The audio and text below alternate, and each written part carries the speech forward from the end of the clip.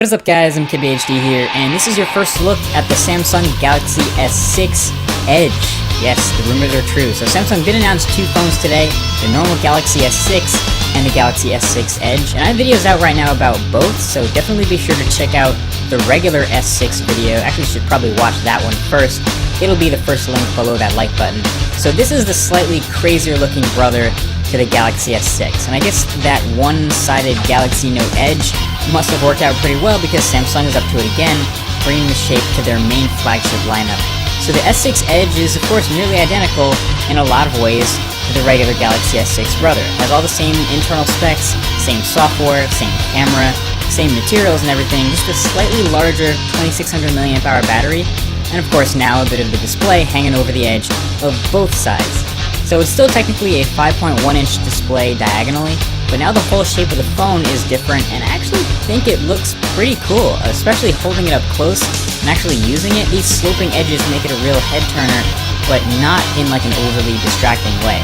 Now because of the display moving towards the metal a bit, closer to the edge with the thin bezels, you do get slightly sharper edges on the sides, but you're still definitely holding metal. But you know, you hear so often about the iPhone curving the edge of the glass to make it feel more smooth when transitioning over the edge. This kind of takes it to the next level by curving the display under the glass also. So okay, what are the benefits of getting the Edge over the regular Galaxy S6? Samsung's got to add a few features in there to the Edge display to make it worth it, besides just looking good. So they have Edge lighting, People Edge, Information Stream, and Night Clock. So Information Stream and Night Clock are things carried over from the Note Edge, where you can have information scroll across the edge when it's sitting face up, or at night you can dimly show the time on an AMOLED display. Makes sense, obviously, that's not new. Then the People Edge is a constantly available swipe in from the upper right, sort of natural for the thumb, to bring in your most frequently contacted people for a one-touch phone call or email. And this is kinda cool, but I really wish Samsung would have let us put anything there, like our 5 favorite apps or something. That would have been a legit useful feature, but for now it's just contacts, can't really change that. And you'll notice the little circular rings around the contact names.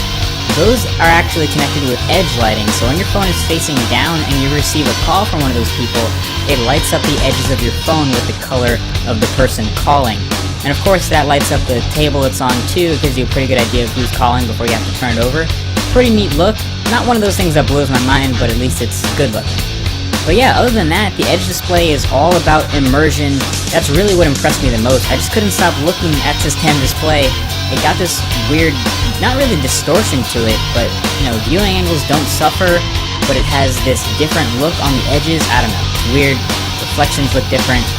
Also, I don't know if it was intentional or not, but with all these new Android apps that swipe in from the left-hand side, this display is kind of perfect for pulling in those drawers. Again, I don't know if Samsung did that on purpose, but it's a really nice feeling and a sort of a dope side effect from having these curved over edges with the glass.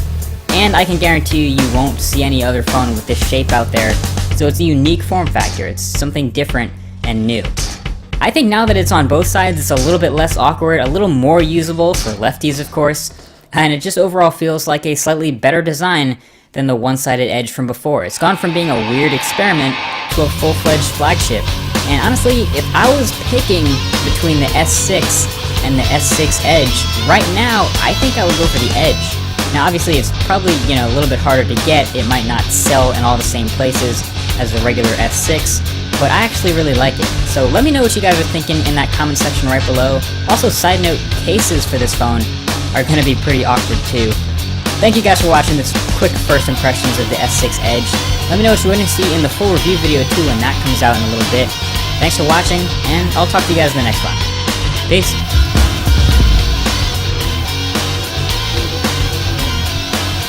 Smartphones to ever hit the market. Well, imagine a bigger, sexier version of it, with more edge, more display, and of course more battery. The Galaxy S6 Edge Plus screams premium, and I don't think I've met someone who doesn't feel the same way. The frame is made out of metal with the power button on the right side, and the volume controls on the left. The placement of everything is similar to its younger sibling, except for the missing IR blaster. Even though the phone is 5.7 inches, you would think it'd be a big device. It's actually smaller than the Note 4, and that's mainly due to the very thin bezels. The display is up next, and it's a 5.7-inch Quad HD display with a resolution of 2560 by 1440 with 518 pixels per inch. It's Super AMOLED, bright, big, and absolutely gorgeous. Viewing angles are good, text is sharp, and it's hands down the best display I've used on a smartphone to date. Samsung is marketing this device as the perfect media consumption device, and for the most part it's succeeding. Below the display is a single speaker port, and it sounds okay, but I would have loved to see 2 external speakers instead of 1, especially because this phone is so big. Next up is software and performance, and I'm just going to get straight to the point. This phone is ridiculously fast. The Exynos 7420 sock inside is the same beast that's powering the Note 5 and the regular Galaxy S6 and S6 Edge. It's fast, fluid, and I experienced no slowdown whatsoever. With 4GB of RAM, I was able to juggle multiple CPU-intensive apps at once, and even the big games launched fairly quickly. There's honestly nothing that this phone can't handle.